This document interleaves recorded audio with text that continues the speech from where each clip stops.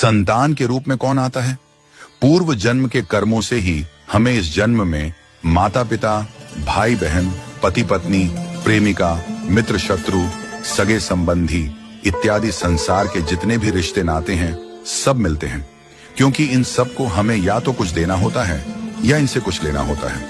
वैसे ही संतान के रूप में हमारा कोई पूर्व जन्म का संबंधी ही आकर जन्म लेता है, जिसे शास्त्रों में 4 प्रकार का बताया गया है। 1. अणानुबंध पुत्र। पूर्व जन्म का कोई ऐसा जीव जिससे आपने ऋण लिया हो या उसका किसी भी प्रकार से धन नष्ट किया हो, वह आपके घर में संतान बनकर जन्म लेगा। वह अपना धन बीमारी में या व्यर्थ के कार्यों में तब तक नष्ट करेगा जब तक उसका पूरा हिसाब न हो जाए। 2. शत्रुपुत्र।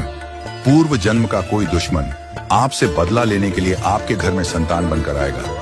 बड़ा होने पर वह माता पिता से मारपीट, झगड़ा करेगा या उन्हें सारी जिंदगी किसी न किसी प्रकार से सताता ही रहेगा। वह हमेशा कड़वा बोलकर उनकी बेइज्जती करेगा और उन्हें दुखी रखकर ही खुश होगा। 3. उदासीन पुत्र। इस प्रकार की संतान न तो माता पिता की सेवा करती है, न ही कोई सुख देती है। वह उन्हें उनके हाल पर मरने के लिए छोड़ देती है। विवाह होने पर यह माता पिता से अलग हो जाते हैं और उनकी चिंता नहीं करते। 4. सेवक पुत्र।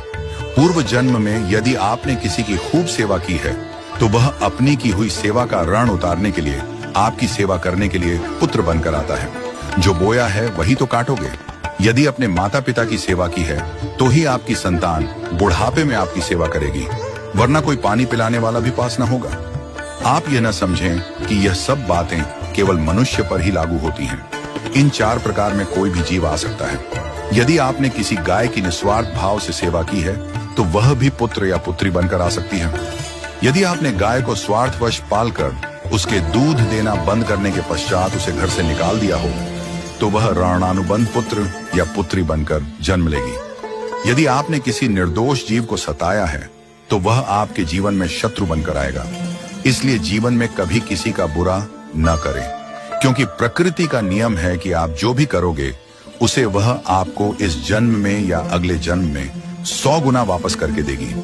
यदि आपने किसी को 1 रुपया दिया है तो समझो आपके खाते में 100 रुपया जमा हो गए हैं। यदि आपने किसी का 1 रुपया छीना है तो समझो आपकी जमा राशि से 100 रुपये निकल गए। जरा सोचिए, आप कौन सा धन साथ लेकर आए थे और कितना साथ लेकर जाओगे? जो चले गए वे कितना सोना चांदी साथ ले गए। मरने पर जो सोना चांदी, धन दौलत बैंक में पड़ा रह गया, समझो वह व्यर्थ ही कमाया। औलाद अगर अच्छी और लायक है तो उसके लिए कुछ भी छोड़कर जाने की जरूरत नहीं है, वह खुद ही कमा लेगी। और औलाद अगर बिगड़ी या नालायक है तो उसके लिए जितना भी धन छोड़कर जाओ वह चंद दिनों में सब बर्बाद करके ही चैन लेगी। मैं, मेरा, तेरा और सारा धन यहीं का यहीं धरा रह जाएगा, कुछ भी साथ नहीं जाएगा।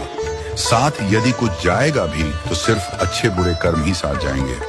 इसलिए जितना हो सके नेकी करो, सत्कर्म करो।